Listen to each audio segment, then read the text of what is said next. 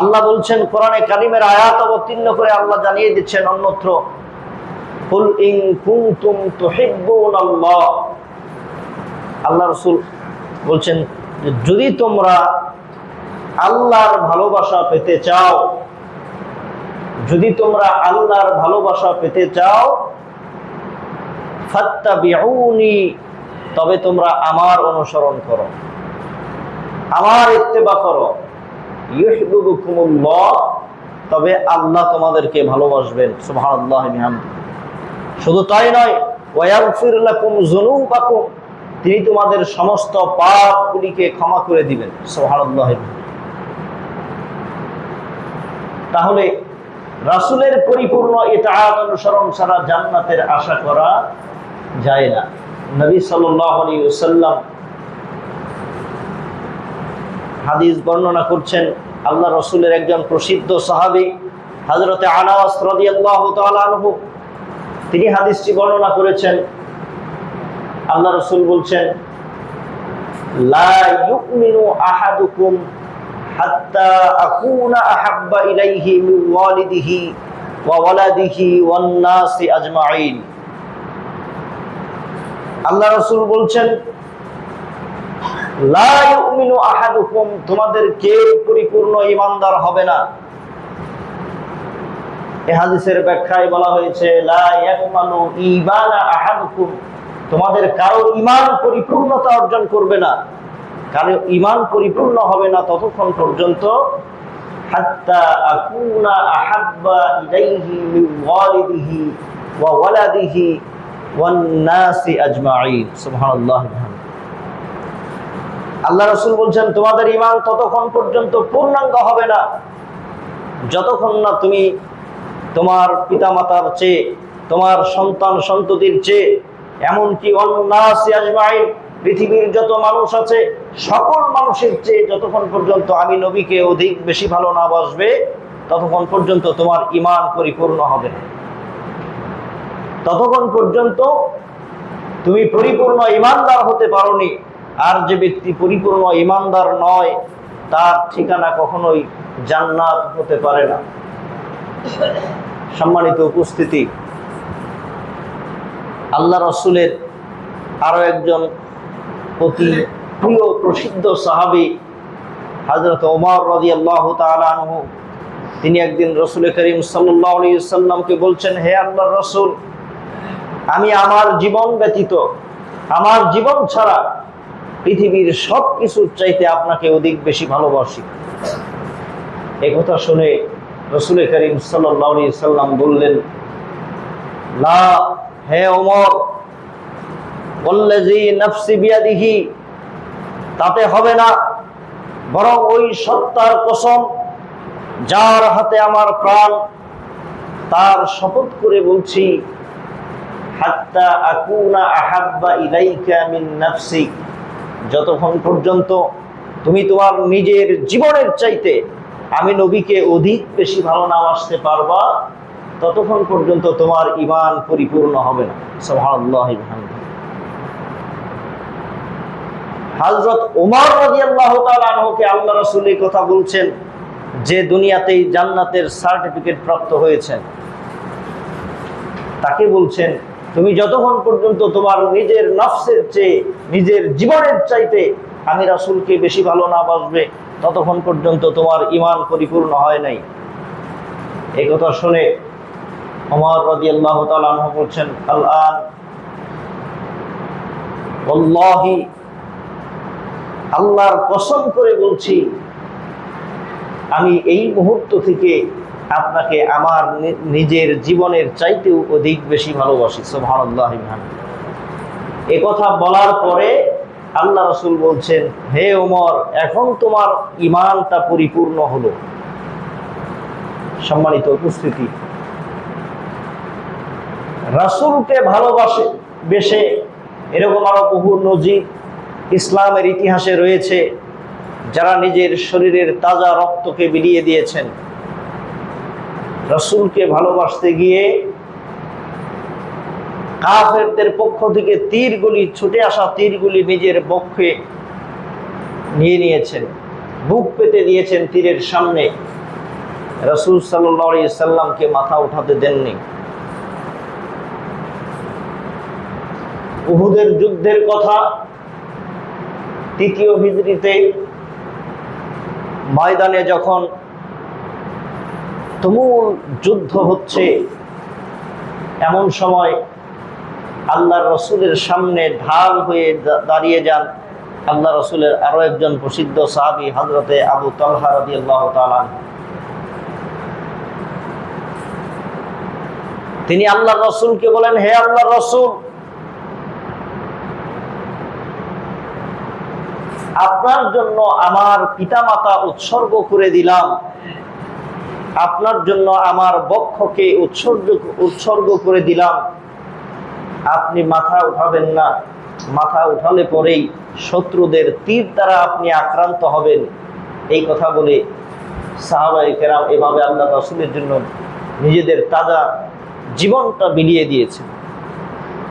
সম্মানিত উপস্থিতি, আজকে আমরা অধিকাংশ মানুষ রাসূল সাল্লাল্লাহু আলাইহি সাল্লামের পরিপূর্ণ ইতাআত করি না, অনুসরণ করি না, যার ফলে আমরা আমল করেও সে আমলের কোনো গ্রহণযোগ্যতা নাই। সম্মানিত উপস্থিতি, কাফের, মুশরিক, বেদীন, নাস্তিকদের অনুসরণ করে নিজেরাও ক্ষতিগ্রস্ত হচ্ছে, নিজের সন্তানাদি, নাতিপুতি এরাও ক্ষতিগ্রস্ত হচ্ছে, অথচ আমাদের এদিকে ভ্রুক্ষেপ নেই। হারাম কাজে, খেলাধুলার পিছনে লক্ষ লক্ষ কোটি কোটি টাকা খরচ করে আমরা এগুলিকে হাওয়ায় উড়িয়ে দিচ্ছি, অথচ বাংলাদেশের এখন একটা কঠিন সংকটময় মুহূর্ত চলছে। আপনারা জানেন যে চট্টগ্রাম সহ আরো বেশ কয়েকটি জেলায় বন্যায় প্লাবিত হয়ে মানুষের বাড়িঘর পানির নিচে চলে গেছে। পশুগুলি দিক বিদিক ছুটে বেড়াচ্ছে, এমনকি লাশ, যে মানুষ মারা গেলে সেই লাশ দাফন করবে এই জায়গাটুকু খালি নাই, ভেলার মধ্যে ঘোড়া বানিয়ে এর মধ্যে লাশ ভাসিয়ে দিচ্ছে। সেখানে ইলেকট্রিসিটি নাই, সেখানে কোন রকম যে ফ্যাসিলিটি যেগুলো আমরা গ্রহণ করছি তার কোনো কিছুই নাই। তারা এরকম কঠিন জীবন যাপন করছেন, আর আপনি আমি খেলায় খেলায় সময় পার করছি, যেন আমাদের কোনো দায়িত্বই নেই। আল্লাহ রাসূল বলছেন, আলা কুল্লুকুম রাইন ওয়া কুল্লুকুম মাসউলুন আর রাইয়াতি, জেনে রেখো, তোমরা সাবধান হয়ে যাও, প্রত্যেকেই প্রত্যেকের দায়িত্বশীল, তোমাদের এই দায়িত্ব সম্পর্কে একদিন আল্লাহ রাব্বুল আলামিনের কাছে জিজ্ঞাসিত হতে হবে। আজকে আপনার আমার একজন মুসলিম ভাই, মুসলিম বোন এরকম বিপদে পড়েছেন, মুসিবতে পড়েছেন, অথচ আপনার আমার পক্ষ থেকে কোনো সহযোগিতা নাই। আপনি তাদের কথা চিন্তা করুন যে এই বিপদটা তো আপনার ঘাড়েও আসতে পারত। আজকে যদি আমাদের অবস্থা এমন হতো যে একেবারে প্লাবিত হয়ে আমরা সব তলিয়ে যাচ্ছি, কত শিশু মারা যাচ্ছে, কত অসহায় মানুষ তারা এভাবে পানিতে ডুবে মরছে, সেদিকে আমাদের কোনো চিন্তার ফিকির নেই। তাদের কথা চিন্তা করলে শুকরিয়া আদায় করাটা সহজ হবে। আল্লাহ বলছেন, লা ইন শাকারতুম লা আযীদান্নাকুম, যদি তোমরা আমার এই নিয়ামতের শুকরিয়া আদায় করো, যেমন ভাবে তাদেরকে বন্যায় প্লাবিত করা হয়েছে কিন্তু তোমাদেরকে করা হয় নাই। এর ব্যাখ্যাটা এমন হতে পারে, আমাদেরকে বন্যায় প্লাবিত করা হয় নাই, আমাদেরকে ওই রকম বিপদ বালা মুসিবতের সম্মুখীন করা হয় নাই,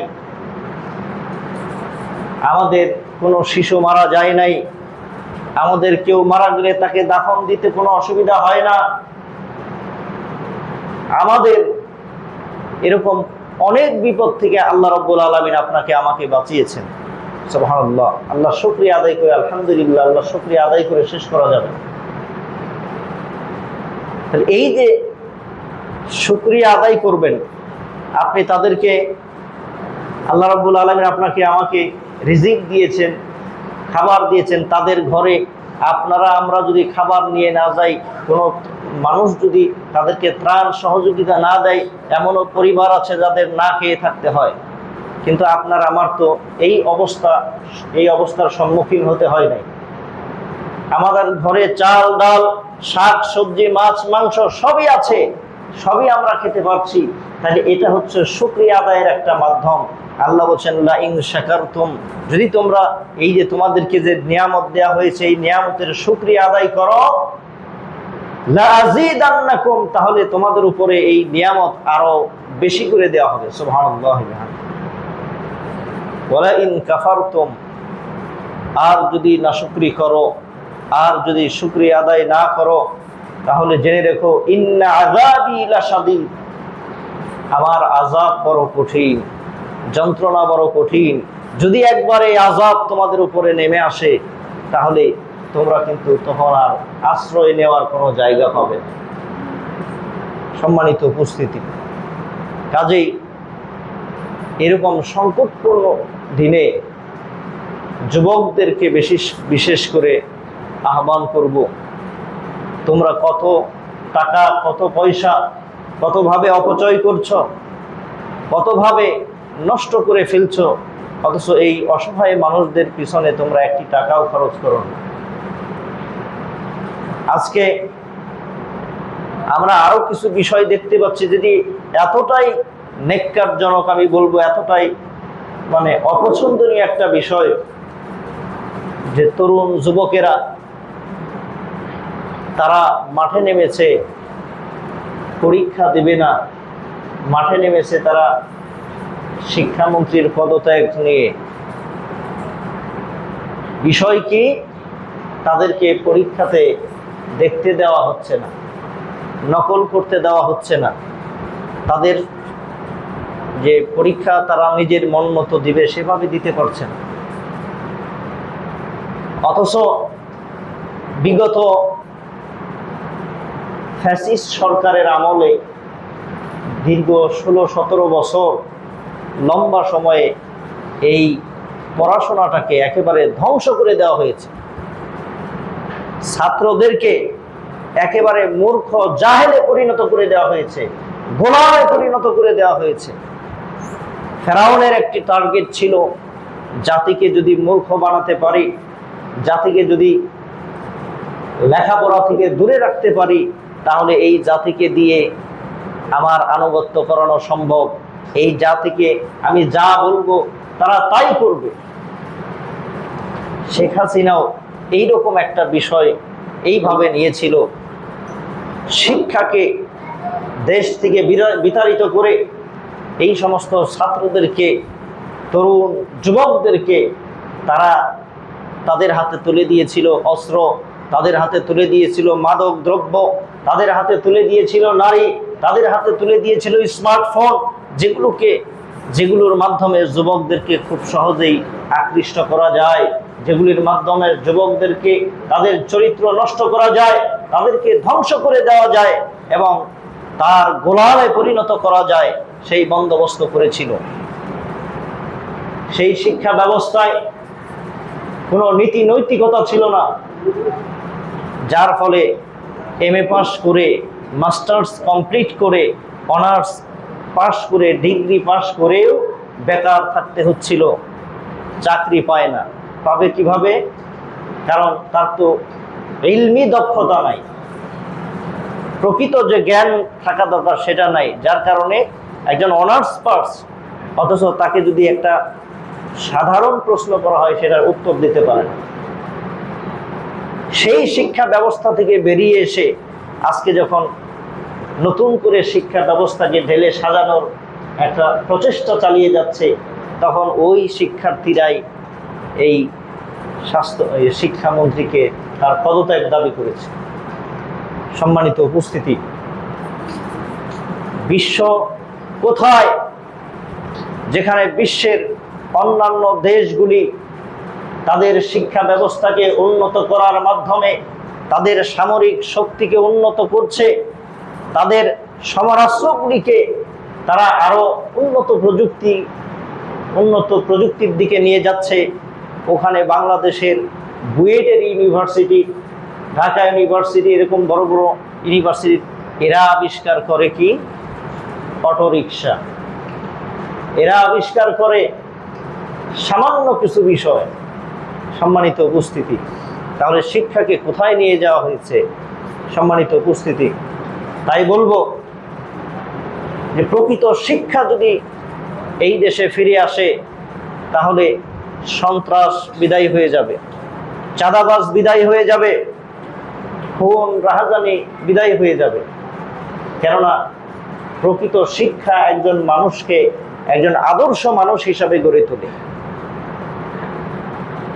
এই জন্য আরেকটি যে শিক্ষার প্রয়োজন, তা হলো দ্বীনি শিক্ষা, ইলমি শিক্ষা, কোরআন হাদিসের জ্ঞান। কোনো গার্জিয়ান যদি তার সন্তানকে দ্বীনি শিক্ষা দেয়, কোরআন হাদিসের জ্ঞান শিক্ষা দেয়, তাহলে ওই সন্তান কখনোই বিপদগামী হবে না। ওই সন্তানের ভিতরে সদা সর্বদা আল্লাহর ভয় কাজ করবে। সে কখনোই নিজেকে তাগুতের কাছে মাথা নত করবে না। সম্মানিত উপস্থিতি, কাজেই ছাত্র ভাইদেরকেও বলবো, লেখাপড়ায় মনোযোগী হতে হবে, প্রকৃত লেখাপড়ার মধ্যে ফিরে আসতে হবে। নাচ গান আর নেশা নারীবাজি সকল হারাম কাজ থেকে নিজেদেরকে বিরত থাকতে হবে এবং একমাত্র রাসূল সাল্লাল্লাহু আলাইহি ওয়াসাল্লামের ইতাআত অনুসরণ করতে হবে।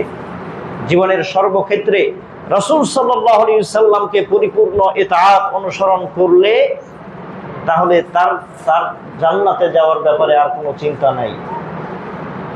সম্মানিত উপস্থিতি, যুবক বয়সের ইবাদতকে আল্লাহ রাসূল বেশি পছন্দ করেন। আল্লাহ রাসূল বেশি পছন্দ করতেন, আল্লাহ বেশি পছন্দ করতেন যুবকদেরকে। কিয়ামতের ময়দানে 7 শ্রেণীর মানুষের মধ্যে এক শ্রেণীর যুবককে বলা হবে, এক শ্রেণীর যুবককে আল্লাহর নিজের ছায়াতলে আশ্রয় দেওয়া হবে। সুবহানাল্লাহ। বলছেন নবীজি বলছেন, ওয়াশাবুন নাশা ফি ইবাদাতি রাব্বিহি, ওই শ্রেণীর যুবক যে নাকি নীরবে নির্জনে একমাত্র আল্লাহকে রাজি খুশি করার জন্য, আল্লাহকে সন্তুষ্ট করার জন্য তার যৌবনকালকে অতিবাহিত করে আল্লাহর ইবাদতের মধ্য দিয়ে, আল্লাহ রাব্বুল আলামিন ওই যুবককে কিয়ামতের কঠিন বিভীষিকাময় দিনে আল্লাহ তার নিজের ছায়াতলে আশ্রয় দিবেন। সুবহানাল্লাহ। সম্মানিত উপস্থিতি, তাহলে ইসলামের যুবকদের ভূমিকা রয়েছে। কাজেই তরুণ যুবক যারা রয়েছেন, তরুণী যারা রয়েছেন, তাদেরকেও নতুন করে চিন্তা করতে হবে, নতুনভাবে আবার জীবনকে ঢেলে সাজাতে হবে। বিগত দিনের যত অন্যায় অশ্লীল কর্মকাণ্ড, এগুলি সব কিছুকে ছুঁড়ে ফেলতে হবে। মোবাইলকে হাত থেকে ছুঁড়ে ফেলতে হবে। মোবাইল হচ্ছে অন্যতম একটা কারণ যে মোবাইলের জন্য অধিকাংশ সন্তান ধ্বংস হয়ে যাচ্ছে। আজকে পেটে থেকে বের হয়ে 2-1 বছরের শিশু, তার হাতে মোবাইল না দিলে নাকি সে খাওয়া দাওয়া করে না, সে খায় না। কোন দিকে নিয়ে যাচ্ছেন? পঙ্গুত্বপূর্ণ শিশু আপনি তৈরি করছেন। আপনি সেই শিশুকে ছোটবেলা থেকেই এই সমস্ত অন্যায় অশ্লীল জিনিস শিক্ষা দিচ্ছেন, আর ওই শিশু বড় হলে ওর কাছ থেকে আপনি ভালো কিছু আশা করবেন কিভাবে? তার চোখ নষ্ট হয়ে যাচ্ছে, দৃষ্টি প্রতিবন্ধী হয়ে যাচ্ছে। ছোট ছোট শিশুরা চোখে চশমা ব্যবহার করতে হচ্ছে। এজন্য প্রত্যেক গার্জেনকে বলবো, দয়া করে মোবাইল আসক্তি থেকে আপনার সন্তানকে দূরে রাখুন। যদি আগামীতে ভালো কিছু করতে চান, এই সন্তানের কাছ থেকে ভালো কিছু পেতে চান, তাহলে অবশ্যই সন্তানকে মোবাইল থেকে দূরে রাখতেই হবে, এর কোনো বিকল্প নাই। প্রকৃত কোরআন হাদিসের শিক্ষা যদি না দেন, তাহলে জেনে রাখবেন ওই সন্তান একদিন আপনার গায়ে হাত তুলতেও দ্বিধা করবে না। ওই সন্তান আপনাকে বৃদ্ধাশ্রমে নিয়ে দিয়ে আসবে। কেন? ওই সন্তান তো জানে না পিতামাতার মর্যাদা কত। ইসলামের দৃষ্টিতে আল্লাহ রাব্বুল আলামিন পিতামাতাকে যে সম্মানিত করেছেন, আল্লাহর নিজের পরেই যে পিতামাতার স্থান দিয়েছেন, এটা এই নীতি নৈতিকতা, এই শিক্ষা তো ওই সন্তান পায় নাই। যার কারণে ওই সন্তান আর পিতামাতাকে দেখে না, পিতামাতার খোঁজ খবর নেয় না, বাবাকে বাবা বলে ডাকে না, মাকে মা বলে ডাকে না। ওই রকম কিছু কুলাঙ্গার সন্তান, তারাই আজকে মেসিকে নিজের বাবাকে সম্মান করে না, ইজ্জত করে না। মেসিকে তার বাবা পরিচয় দিচ্ছে, বারবার করে বলছে, সজোরে বলছে যে মেসি আমার বাবা হয়, এইভাবে বুকে হাত দিয়ে জোরে জোরে বলছে। সম্মানিত উপস্থিতি, তাহলে ওই সন্তানকে তার বাবা মা সঠিক শিক্ষা দিতে পারে নাই। এজন্য আমাদেরকে সঠিক শিক্ষা দিতে হবে সন্তানদেরকে, যাতে করে যে শিক্ষা নিয়ে সন্তানরা প্রকৃত আল্লাহর দিকে ফিরে যেতে পারবে, প্রকৃত রসুলকে চিনতে পারবে, রসুলের আদর্শকে নিজের মধ্যে গ্রহণ করতে পারবে এবং তাগুতি সমস্ত কার্যকলাপকে পরিত্যাগ করতে পারবে। আল্লাহ রাব্বুল আলামিন আমাদের সকলকে সে তৌফিক দান করুন, সকলে আল্লাহুম্মা আমিন। সম্মানিত উপস্থিতি, যে বিষয় নিয়ে আলোচনা করতেছিলাম, লম্বা বিষয়, আলোচনা করতে গেলে আরো অনেক কিছু বলা যাবে। আল্লাহর রাসূলের ইতাআত অনুসরণ ছাড়া কখনোই জান্নাতে যাওয়া যাবে না। পরিশেষে আবারও যুবক ভাইদেরকে আবারও এই বিষয়টা স্মরণ করিয়ে দিচ্ছি, আপনি মেসিকে ভালোবাসেন, আপনি নেইমারকে ভালোবাসেন, আপনি এরকম আরো কত খেলোয়াড়কে আপনি ভালোবাসেন, আপনি কত সিনেমার নায়ককে ভালোবাসেন এবং তাদের মতো জীবনযাপন করতে চান, তাদের মতো পোশাক পরিধান করেন, তাদের মতো চুলের কাটিং দেন, তাদের মতো দাড়ি রাখেন, তাদের মতো দাড়ি ছেটে গোঁফ রাখেন। এই যে কাজগুলি আপনি করছেন, এই কাজের বিনিময়ে আদৌ আল্লাহর সন্তুষ্টি অর্জন করা যাবে না এবং এই কাজ করে নিজেকে আপনি জাহান্নামমুখী করছেন। যে দাড়ি আল্লাহ দিলেন পুরুষের সৌন্দর্য হিসেবে, ওই দাড়ি নিয়ে আপনি রং তামাশা করছেন।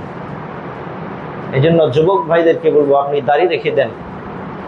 কাফের এবং মুসলিমের মধ্যে পার্থক্য করে দাড়ি, নারী এবং পুরুষের মধ্যে পার্থক্য করে দাড়ি। এই জন্য দাড়ি বাধ্যতামূলক রাখতে হবে। দাড়ি ছেড়ে দেন, বুককে ছোট করেন, শালীন পোশাক পরেন, মাথার চুলকে ছোট করেন, যেগুলো শরীয়ত সম্মত, ইসলামের যে সমস্ত খেলাধুলা বৈধ, ওই সমস্ত খেলাধুলা করেন। দৌড় প্রতিযোগিতা করেন, আপনি তীর বর্ষা নিক্ষেপ খেলা খেলেন, ঘোড়া চালানো খেলা খেলেন, এই যে কি তরবারি খেলা খেলেন, যেগুলি এগুলো হচ্ছে ইসলামের খেলা, যে খেলা কোরআন হাদিসে বৈধ। এই খেলা থেকে যখনই মানুষ দূরে সরে গেছে, যুবকেরা দূরে সরে গেছে, মুসলমানেরা দূরে সরে গেছে, তখন ইহুদি, খ্রিস্টান আর যত কাফের মুশরিক আছে, তারা মুসলমানদের পিছনে লেগে আছে। মুসলমান তাদের প্রকৃত শিক্ষা থেকে দূরে সরে যাওয়ার কারণে, প্রকৃত খেলাধুলা থেকে দূরে সরে যাওয়ার কারণে আজকে তারা নিজেরাই বিপদগ্রস্ত, মাজলুম হয়ে আছে। বিশ্বের বিভিন্ন দেশে শুধুমাত্র মুসলমানরাই নির্যাতিত। সম্মানিত উপস্থিতি, তাই এগুলো পরিত্যাগ করতে হবে, আল্লাহর রসুলকে অনুসরণ করতে হবে। রাসূল কিভাবে চলাফেরা করতেন, রাসূলের আদব আখলাক কেমন ছিল, রাসূল কিভাবে নামাজ পড়তেন, রাসূল কিভাবে মানুষের পাশে দাঁড়াতেন, রাসূল কিভাবে তার খাওয়া দাওয়া, ঘুম, গোসল, তার ইবাদত বন্দেগী যা কিছু আছে, প্রত্যেকটা বিষয়ে রাসূল সাল্লাল্লাহু আলাইহি সাল্লামকে অনুসরণ করার মাধ্যমে কেবলমাত্র আল্লাহর সন্তুষ্টি অর্জন করা সম্ভব। সম্মানিত উপস্থিতি, সংক্ষিপ্তভাবে যাই কিছু বললাম, আল্লাহ রাব্বুল আলামিন যেন এই বক্তব্যগুলোকে আমাদের প্রত্যেকের হৃদয়ে ধারণ করার তৌফিক দান করেন, সকলেই আল্লাহুম্মা আমিন। আমরা যেন প্রকৃত ইসলামটাকে বুঝি, ইসলাম বুঝে সেই অনুযায়ী যেন আমরা জীবনযাপন করি, আল্লাহ পাক তৌফিক দান করুন, সকলেই আল্লাহুম্মা আমিন। ওয়া কুলি কওলি হাযা আস্তাগফিরুল্লাহ লি ওয়া লাকুম ওয়া লিসাইরিল মুসলিমিন। বারাকাল্লাহু লানা ওয়া লাকুম ফিল কুরআনিল আযীম ওয়া নাফা'না ওয়া ইয়্যাকুম বিল আয়াতি ওয়া যিকরিল হাকীম। ইন্নাহু তাআলা জাওয়াদুন কারীমুন মালিকুন বারুর রাউফুর রহিম।